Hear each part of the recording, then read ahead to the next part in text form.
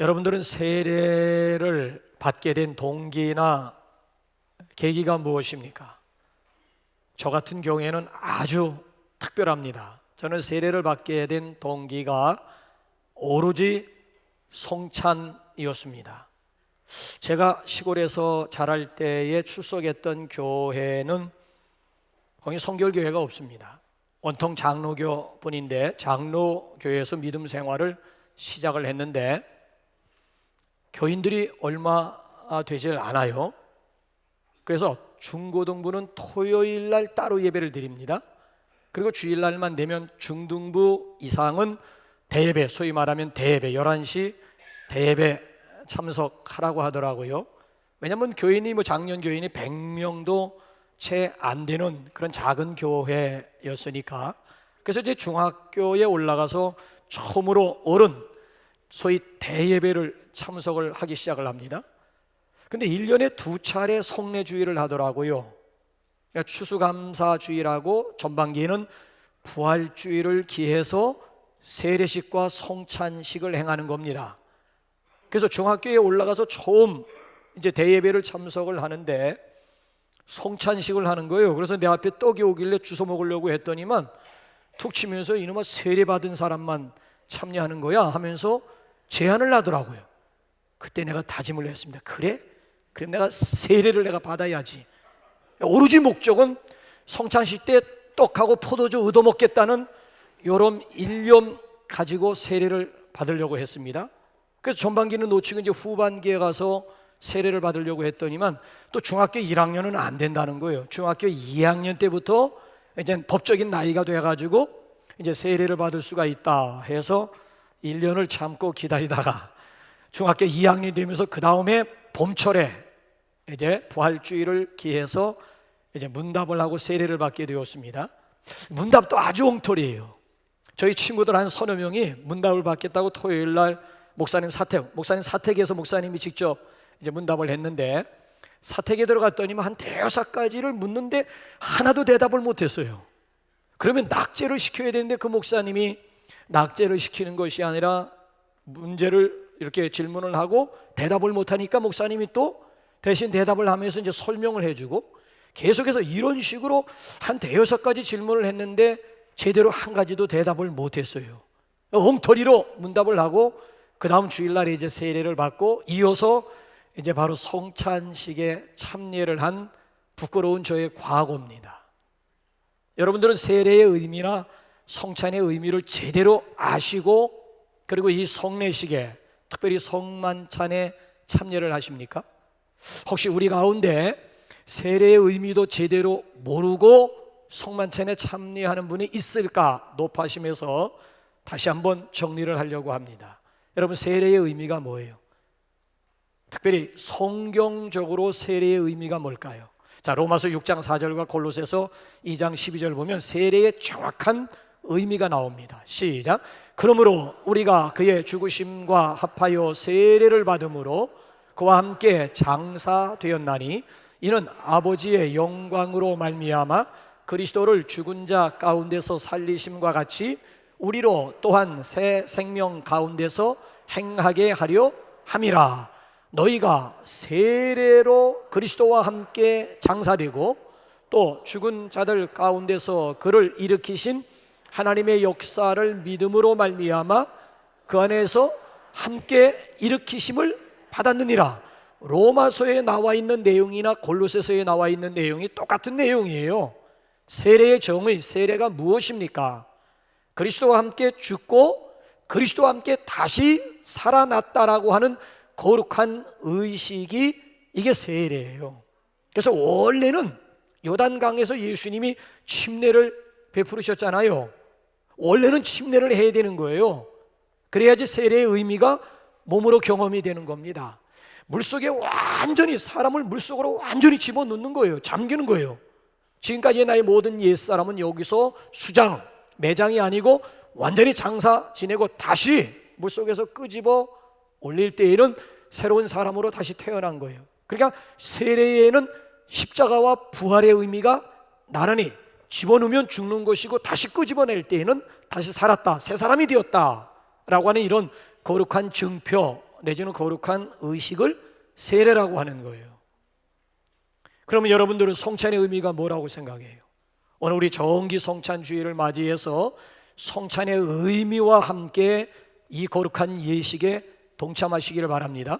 기독교회, 특별히 개신교회에서 은혜를 받는 여러 가지 통로가 있습니다. 그 은혜를 받는 통로 가운데 대표적으로 두 가지만 꼽으라고 한다면 그게 설교요, 또 하나가 성찬이에요.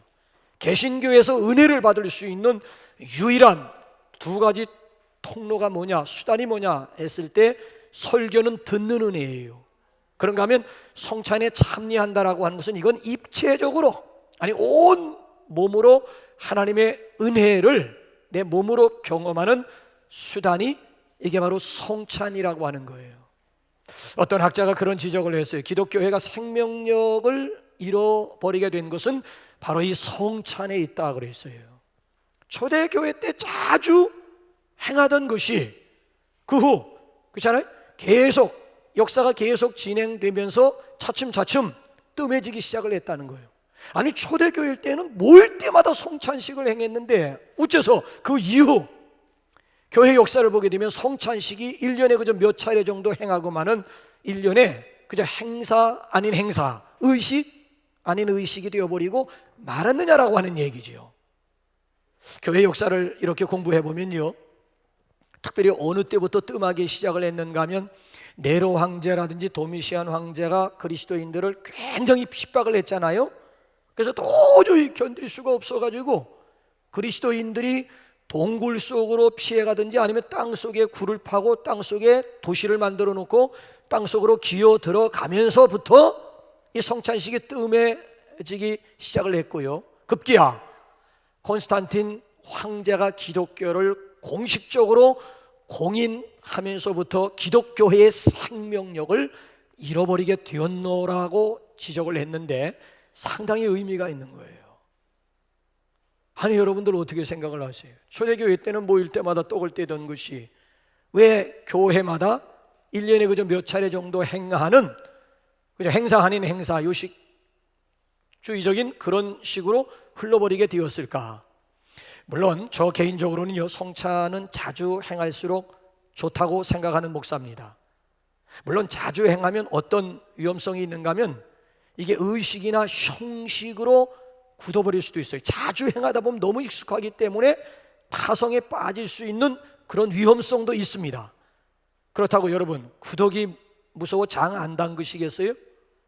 성찬의 의미나 성찬의 목적이나 성찬의 사명을 제대로 살리면서 행하는 성찬식, 이보다 더한 은혜, 이보다 더한 축복이 기독교 의식 가운데 뭐가 있다는 얘기입니까?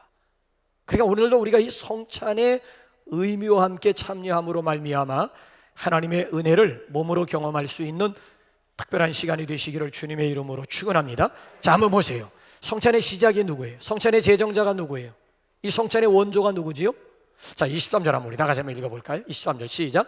내가 너희에게 전한 것은 주께 받은 것이니 곧 주 예수께서 잡히시던 밤에 떡을 가지사. 자, 이 성찬의 시작, 성찬의 제정, 성찬의 원조가 누구예요? 주 예수께서 그랬잖아요.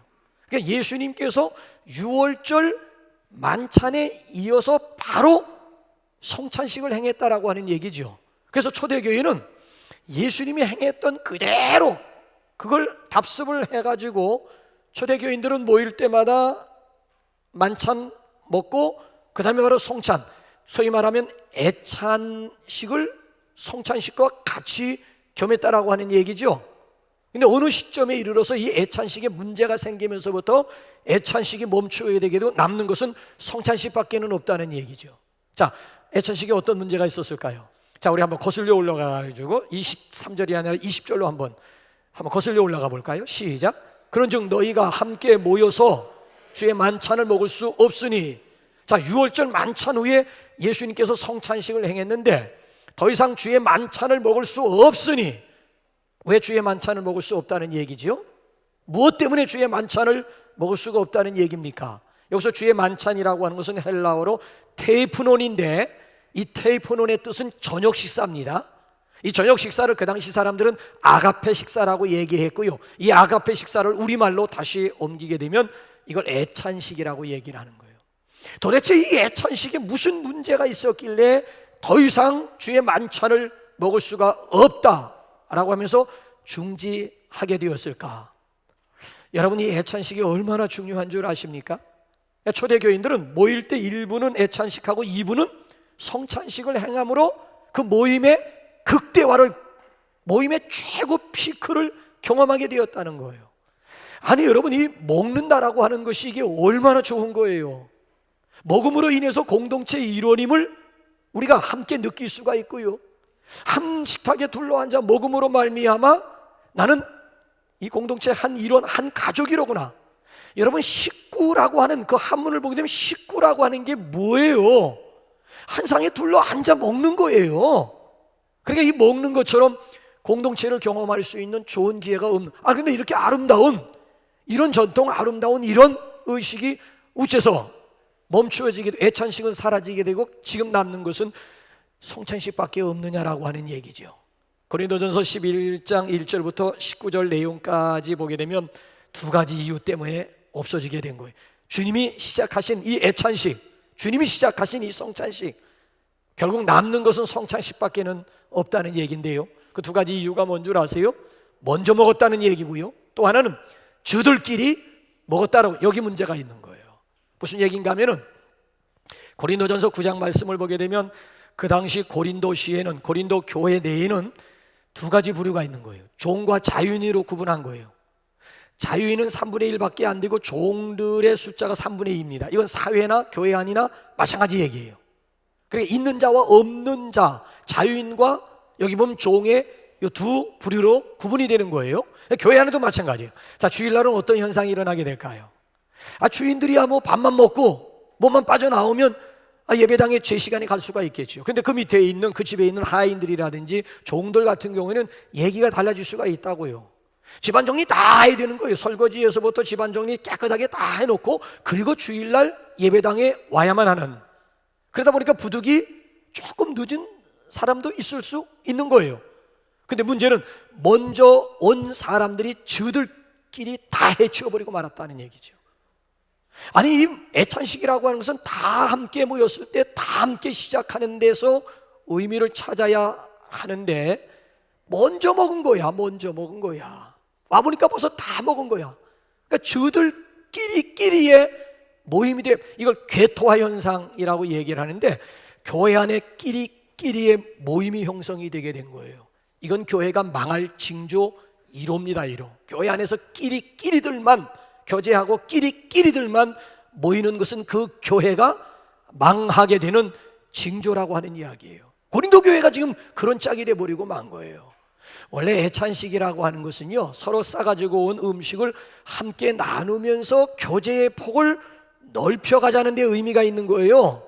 서로 서먹서먹한 사람들끼리 이리 오시라고, 그래서 서로 싸가지고 온 음식을 쭉 펴놓고 함께 나누면서 교제의 폭을 넓혀가는데 애찬식의 의미가 있는데, 먼저 먹었다, 저들끼리만 먹었다, 이거는 애찬식 본래의 의미와는 전혀 상관이 없어지게 된 거예요. 애찬식이 계속 진행되어야 될 이유가, 그래서 고린도전서 11장 전반부를 보게 되면 시장한 자는 집에서 먹으라고 그랬어요. 여기 먹기 위해서 온 자리는 아니다 이거예요. 애찬식을 하는 이유는 시장길을 때우기 위한 애찬식, 먹기 위한 애찬식이 아니라는 거야. 성도 간에 서로 교제의 폭을 넓혀가기 위한 애찬식이지, 시장길을 때우기 위한, 먹기를 위한 그런 애찬식은 아니라고 하는 얘기예요. 그러니까 본래 애찬식의 의미가 사라졌기 때문에, 그래서 사도 바울이 11장 20절 보게 되면 더 이상 주의 만찬을 먹을 수가 없어요. 그런 만찬, 그런 애찬이라면 여기서 스톱. 그래서 결국 남는 것은 여기 지금 성찬식밖에는 없다는 얘기죠. 이건 정말 안타까운 일이 아닐 수가 없는 거예요. 아마 먼저 먹은 사람들도 입을 가졌기 때문에 할 말은 있었을 거예요. 먼저 먹는 것도 죄냐고.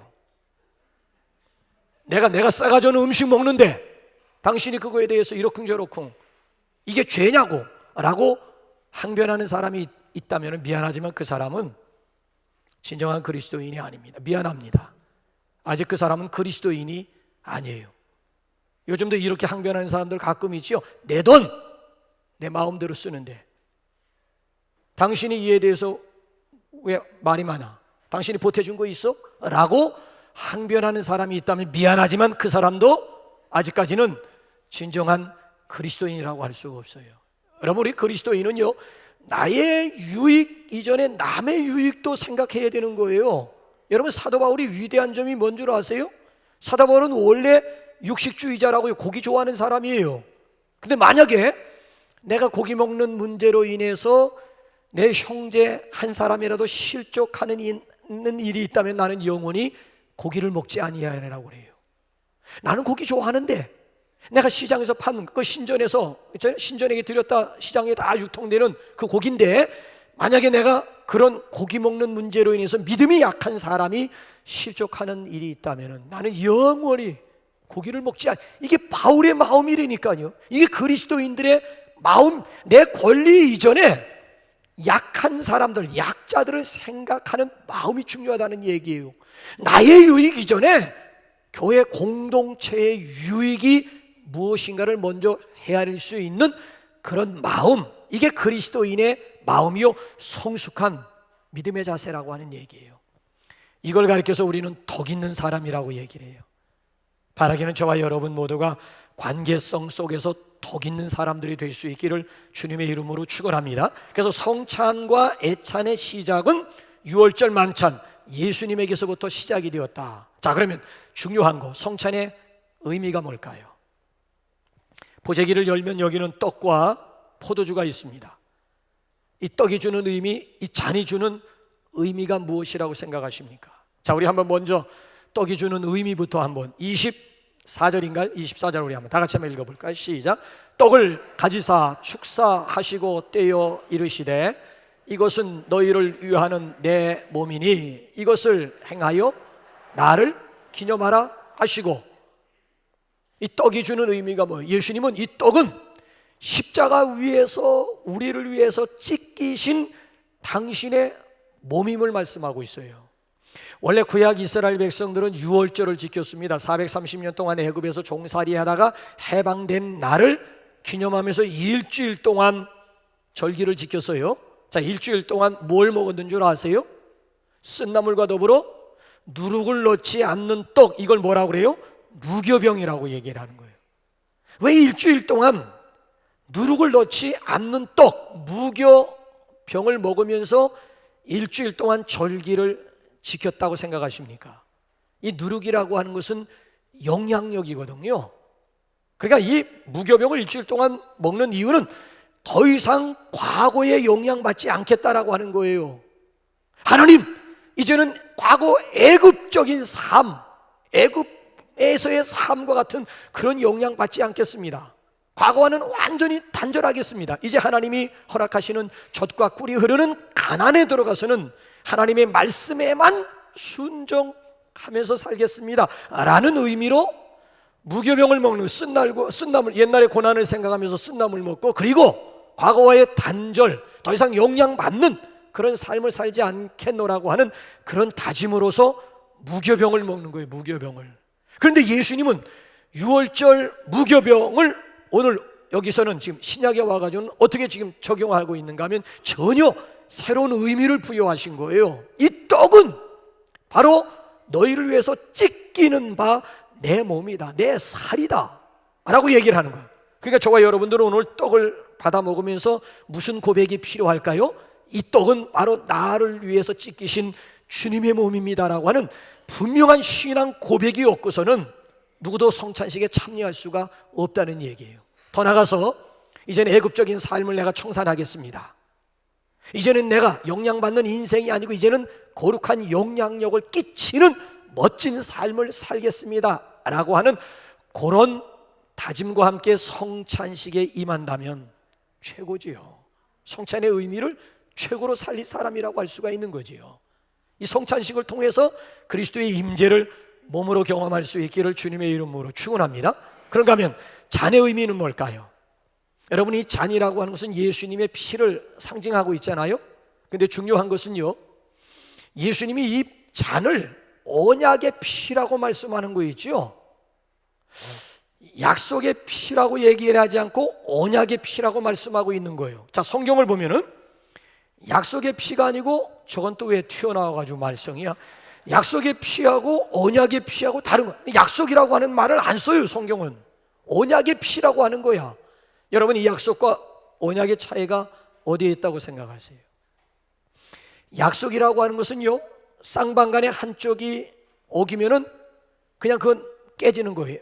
뭐 시간 약속이 한쪽이 그렇잖아요. 지키지 않으면 그냥 깨지는 거야, 그냥.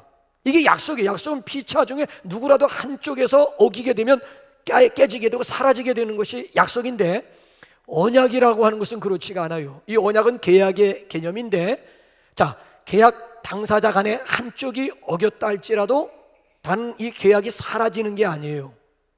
언제든지 회개하고 믿기만 하면 그 언약은 유효한 거예요. 이건 하나님의 일방적인, 이건 은혜, 하나님의 일방, 계약 속에는 하나님의 일방적인 은혜가 담겨져 있는 거예요.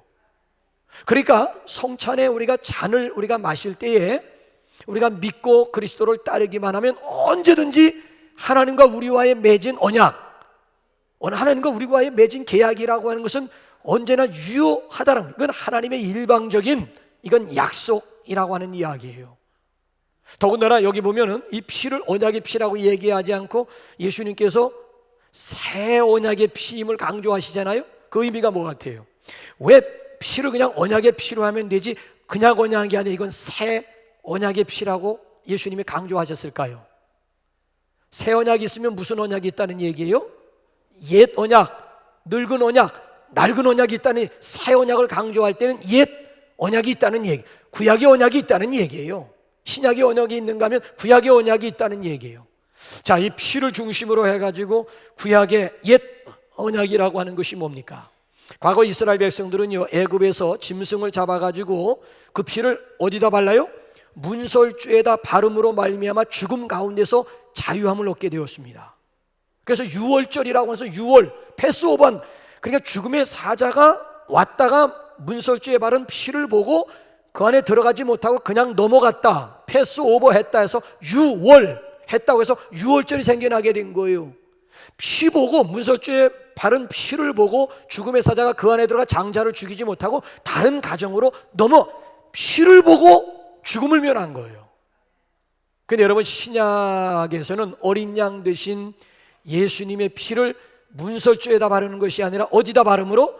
우리 마음에 바름. 다시 말씀드리면 어린 양 되신 예수님을 믿음으로 말미암아 영생을 얻는 은혜, 이게 새 언약이라고 하는 거예요. 더군다나 옛 언약이라고 하는 것은 매년 나의 죄를 위해서 짐승을 잡아야 되는 거예요. 매년 내 죄가 속한 받기 위해서는 매년 7월 10일 대속죄일이 되면 짐승을 끌고 제사장에 가면 제사장이 안수하고 잡아서 그 피를 받아가지고 제단에 뿌림으로 말미암아 속죄함을 얻는, 이건 예표야. 구약은 예표였다고. 예표. 짐승의 피는 예표예요, 예표. 그런데 새 언약 신약에서 예수님은 어린 양 되신 예수님을 믿음으로 말미암아 단번에, 아니 영원히 속죄함을 얻는, 이건 실제라고 하는 거예요. 옛 언약은 예표고 새 언약이라고 하는 것은 이건 실제라고 하는 거예요. 실제가 되는 거예요. 실제. 매년 짐승 가지고 나갈 필요 없이 단번에, 아니 영원히 어린 양 되신 예수님을 믿음으로 말미암아 속죄함을 얻는, 이건 실제라고 하는 얘기예요. 더군다나 옛 언약과 새 언약의 차이점이 어디에 있는가 하면은, 옛 언약이라고 하는 것은 애굽에서 짐승의 피로 바로 왕 가운데서 구원받은 거예요. 바로 왕의 압제 가운데서 구원함을 받은 거예요. 짐승의 피로 이스라엘 백성들이 애굽 바로 왕의 손에서 구원받은 거예요. 근데 이 새 언약이라고 하는 것은 애굽이 아니라 십자가에서 어린 양 되신 예수님의 피로 말미암아 구원함을 얻는, 예수님의 피로 말미암아, 그렇죠? 사탄의 권세와 죄와 사망 권세 가운데서 자유함을 얻는 구원이라는 거예요. 이런 놀라운 영적인 진리를 이 우둔한 백성들이 깨달지를 못하는 거 있죠. 깨달았다 할지라도 너무 쉽게 잊어버리는 거 있죠. 그래서 예수님께서 오늘 여기 본문 말씀을 보게 되면 너희가 이것을 행하여 마실 때마다 나를 기념하라 그랬어요. 이것을 행하라는 거야. 이걸 행하라는 거예요. 1년에 한두 번 흉내나 내지 말고 매번 할 수만 있으면 매 모일 때마다 이걸 행하라고 하는 거예요. 이걸 행하여 마실 때마다 누구를? 십자가의 주인공 되신 나를 위해서 죽으시고 나를 위해서 부활하시고 나를 위해서 찢기시고 나를 위해서 피 한 방울 아낌없이 흘려주신 나를 기억하라, 나를 기념하라. 그래서 오늘도 우리가 새 언약의 주인 되신 예수님을 기념하고 기억하기 위해서 이 자리를 우리가 베푼 거예요. 성경을 읽어보면요, 사도행전 2장 초대교회가 시작되는 그 시점을 유념히 여러분 읽어보시면요, 초대교인들은 모일 때마다 성찬식을 행한 거예요. 그러니까 예배의 핵심이 성찬식이야. 예배의 목적이 성찬식, 그 이상도 그 이하도 아니야. 그래, 왜냐하면 얼마 전까지 당신들 눈앞에 계셨던 예수님이 더 이상 눈앞에 보이지 않잖아요. 그러니까 그분의 현존이, 예수님의 살과 피가 필요하잖아요. 성찬식 하기 위해서 모인 거예요. 예배의 핵심, 예배의 목적이 어디에 있었는가 하면 이게 성찬식이었다는 거지요. 그리스도의 임재, 그리스도의 현존, 그리스도의 내주하심, 그리스도와의 연합, 이걸 매 모일 때마다 몸으로 경험을 한 거예요. 아니, 초대교회는 이것이 목적이었는데 우리는 어느새 성찬식이 그냥 수단이 돼버리고 마는 거 있지요. 1년에 그저 한두 번 행하는 의식 아닌 의식, 형식 아닌 형식으로 흘러버렸다라고 하는 것은 안타까운 일이 아닐 수가 없어요. 그래서 우리가 성찬의 의미를 우리가 다시 한번 우리 생각하면서, 깊이 생각하면서 예수님의 성찬식에 임할 수 있기를 바랍니다. 자, 그러면 끝으로 우리 성찬의 사명이 뭘까요? 혹시 노블레스 오블리제라고 하는 말 들어보셨어요? 노블레스 오블리주라고 하는 말 들어보셨어요? 노블레스 오블리제라고 하는 말은 문자 그대로 귀족의 의무입니다. 귀족의 신분을 가진 사람들이 당연히 여기 보면 정신적인 의무감을 가져야 된다는 얘기죠. 사회 지도층의 도덕적인 의무, 도덕적인 책임을 강조하는 것이 노블레스 오블리제라고 하는 말의 의미예요. 역사를 보게 되면 로마가 가장 강한 나라, 가장 생명력이 긴 나라였습니다. 2000년의 역사를 넘나들고 있다니까요. 어떻게 역사 가운데 로마라고 하는 나라가 그렇게 강력한 나라가 될 수가 있었느냐, 그 이유, 그 배경을 보게 되면은 바로 노블레스 오블리제가 살아있었다는 얘기죠. 로마 제국 초기만 해도요, 지도층에 있는 사람들이 앞장서서 솔선수범했습니다. 쉬운 예로 포에니 전쟁 여러분 들어보셨어요? 포에니 전쟁? 포에니 전쟁이 터졌을 때 원로원의 의원들이 서로 막 경쟁적으로 자기 수레에다가 돈을 싣고 나라에 갖다 바친 거예요. 국채라고 하는 거 여러분 들어보세요. 국채라고 하는 것은 전쟁에서 지면은 쉬조각이 돼버리면 그거 상관하지 않아요. 그러니까 이 지도층에 있는 사람들이, 원로원의 의원들이 경쟁한 거예요. 서로 누가 나라에 더 많이 갖다 바치나. 그래가지고 수레에다 막 돈을 싣고 나라에다 갖다 바쳤다니까요. 그러니까 지도자들이 먼저, 전쟁에 누가 나가는 줄 아세요? 힘없는 사람들을 전쟁에 내보내는 게 아니에요. 오히려 지도급에 있는 사람들이 솔선수범 전쟁에 나가서 죽어요.